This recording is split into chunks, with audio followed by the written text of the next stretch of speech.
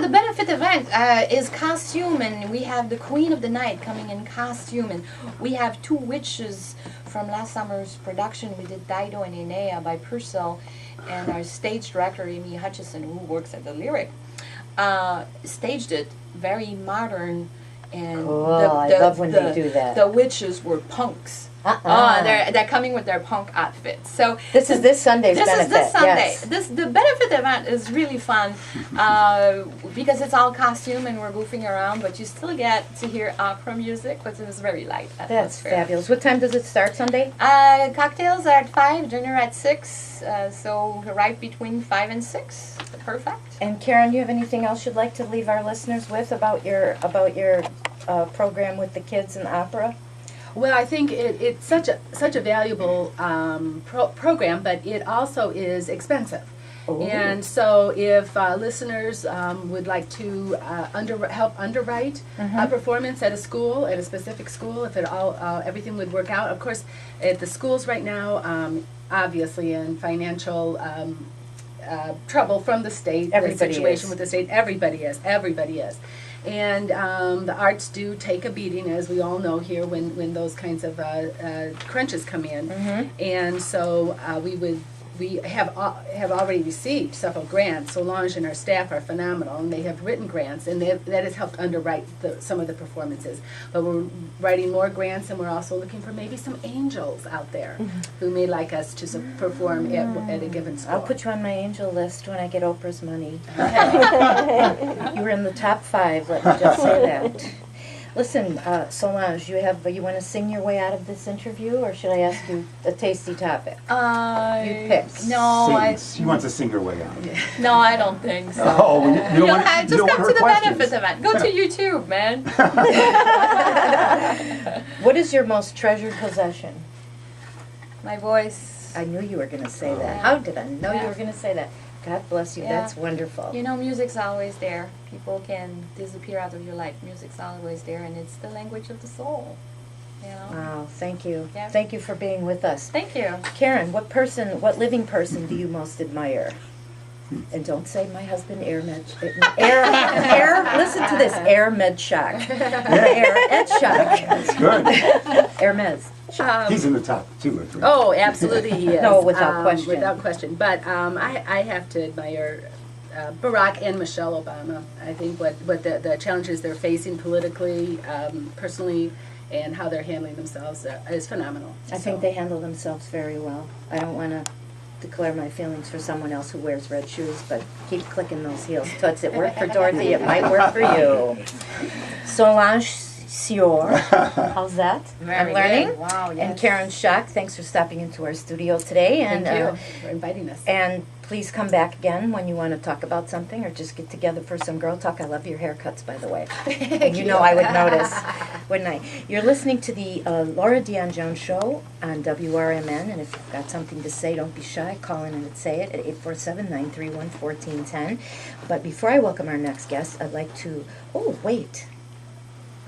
We'd like to thank our very special sponsors quickly. We could. Claire Oleus, of course, at 2001 Larkin Avenue. You know Claire. Give her a call at 888-9988 for good posture. That's Dr. Claire. Also, you know, things are going on at the Taylor YMCA swim lessons, swim team dance, and tumbling info, you name it.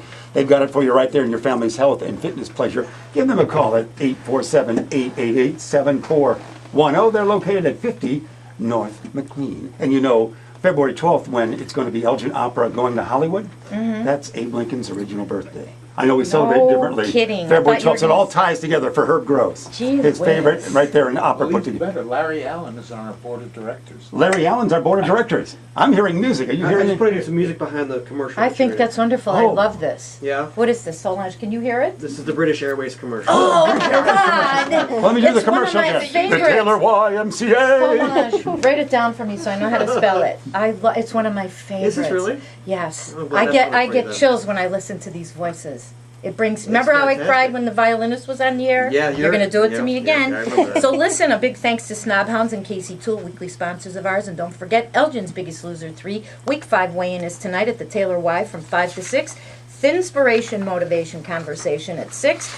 And please tell everyone how they can get in touch with more info for your opera company, which you already did. Thank you, girls, for being here. So listen, as I said, before I welcome our next guest, I'd like to read a very short, very timely essay from one of her students, Alexandria Sharp, 7th grader in the Elgin Youth Leadership Academy, from their newsletter. And here I go. This is entitled, What a Leader Is to Me by Alexandria Sharp, 7th grade Youth Leadership Academy cadet. A leader is like a role model. The reason I believe this is because a role model is looked up to just like a leader. A leader should be followed because they are respected, not because they are feared. A leader should be honest to people. A powerful leader shouldn't lie, because how will the people know if they are telling the truth or telling a lie again? Also, I believe when a leader has a big and great ideas, that they should make them happen. A leader influences others with their ideas that can be positive or negative. A leader should take their ideas and listen to other people's ideas and put them into action. A good leader can come from anywhere at any time. They can be a small leader, like student council member, or large leaders like the President of the United States. But being a leader is all the same. That's great. Isn't that great? Especially timely now with the elections and everything, and when my next guest, Diana Ortega-Arez, she's the executive director of the Elgin Youth Leadership Academy, when she sent me some background info and their newsletter, and I zeroed right in on this kid's essay, and I thought, what a great thing to read on air, and I have goosebumps. What a great 7th grade thing to write, don't you think? Welcome, Diana. How are you? I'm great. Thank you for having me. And you know what? I'm excited to have you here with us. First, tell us a little personal note where you grew up. Well, I am a product mostly of the upper Midwest, but I was born in Mexico City. No kidding. No kidding. And I moved to North Dakota naturally at the ripe age of 6. And I went to high school. I completed my high school How fun.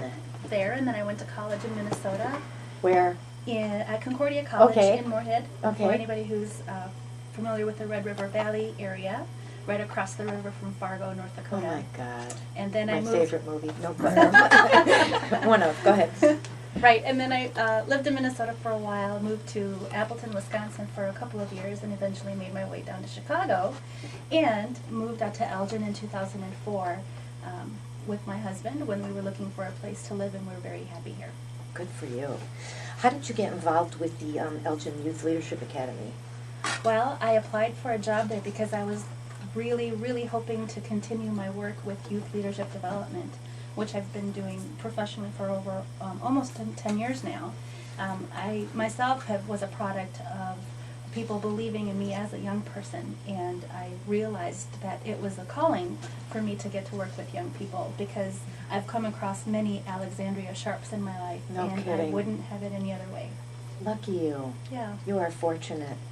Tell us the mission of your organization, of the Youth Leadership Academy. Our mission is to engage and inspire youth to maximize their potential, to become successful community leaders through the access and responsible utilization of post-secondary education. There's a lot in there, and I know, I was going to say, in layman's terms. In layman's terms, we work with young people, offering them leadership skills Uh-huh. and an opportunity to apply their leadership skills to benefit the community. And Sorry. that's okay. And then at the conclusion of their time with us, they get a scholarship to attend Elgin Community College for 2 years for free, which is a great incentive. We do target primarily students who come from low-income backgrounds. So the underlying philosophy is to help students who have a lot of potential to be able to get to college from families who might not otherwise be able to afford it. Or maybe because of certain backgrounds are not able to really realize how vastly and hugely important it is for the kids to get continuing education, regardless of the state of the economy and the unemployment situation, because when this thing breaks, education is key in everything, whether it be singing, whether it be acting, or the academic arts. You know what I'm saying? I know I exactly have what you're saying. goosebumps. That's wonderful. Well, I mean, and research will tell you, especially in the coming years, most of the fastest growing jobs will require a college education, and some of those jobs have not even been created yet. And so what we're doing is creating the foundation and the culture for helping young people obtain a college degree for a future that will require it. Absolutely.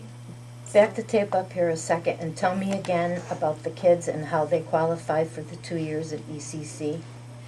I know well, I'm too old, but I'm just, No. I want to process this. That's Because I fine. know a lot of young people in the area and I want to be That's able to fine. give it to me one more time. Sure. The Cliff Well, Notes. The Cliff Notes is that we serve all the young people in Elgin Community College 509, as we Mhm. are sponsored by ECC. Mhm. That includes U46, D300 up in the Carpentersville area, D301, which is over in the Burlington area, Okay. and then down to 301, which I believe is down in the St. Charles area. Okay. Most of our students do come from U46, as that is actually the second largest school district in the state. And actually 50% of the school district of U46 is eligible for free or reduced lunch. So what happens is students apply in the 6th grade, and then they have to commit from 7th grade all the way through 12th grade, doing a number of leadership trainings with us, which averages out to 2 Saturday mornings per month Not bad. during the academic year. Mhm. And you're right, it's not bad. I think if young people are committed to being involved in a sport, this is adding another activity like that. Plus, it's only going to benefit them as they go on in life. Exactly. Because I met Diana because both of us are enrolled in the grown-ups version called the Elgin Leadership Academy, run by Dan Fox, and I forgot his partner's name, Don Waters. Don Waters. Right. And we've had our second meeting, and it was spectacular, and that's how you and I met. That's right. And so I can understand how valuable this is for the kids, especially if they want to go into business and things like that, even hospital administration, whatever, medicine. How do you go about meeting your mission? We meet our mission by putting together a very talented group of trainers. I can tell you that there are some really amazing people teaching leadership skills in the classrooms with our young people. Some of them are teachers, some of them work in corporate America, people who are interested in giving back to the community and helping young people to emphasize their leadership skills and being a mentor to young people, helping them see a community project from the beginning to the very end, especially at the end, helping to ask them questions. How did that work out for you? What would you do different? What was some successful points of your experience, so that they can look back and realize all that they have accomplished. At first, you should see the looks on their faces. They want to do so much in the community, and then when they realize the effort that it takes to do it, you realize, oh, they're getting a little nervous, but you'll be surprised at the resiliency of these young people who care so much that they will do things in addition to their schoolwork to really make a difference. I don't think that you have to be 18 years old or older to be a leader. I think young people, as you read Alex's Yes. article, Mhm. can be leaders no matter what age they are. And for them to be able to look back and reflect on all that they've done, I get goosebumps as well. So, I think that she and her mom should submit it to Newsweek or something. Do you know what I mean? I do. I think that it should get some kind of recognition just for the whole idea of it. yeah. Tell me again how students apply to be a part of your organization. Well, typically what I do is I send an application out to all of the elementary schools in all the districts that we serve. And they can apply after January 1st of the 6th grade year. So they can look for the application at their school office or from our website, which is ylaecc.org. The application will be available there. I think that the kids, I think that this leadership program helps them gain confidence, Yes. and I think it helps them growing up. I think it helps them to grow up and to realize what issues are really important, and I think it shows them and demonstrates also more teamwork. Everything we do is about teamwork. And the community service projects, one of the things that I love most about them is that we pair up our 7th graders, well, actually they're all mixed together, the 7th graders to the 12th graders, and the older cadets intentionally mentor the younger cadets.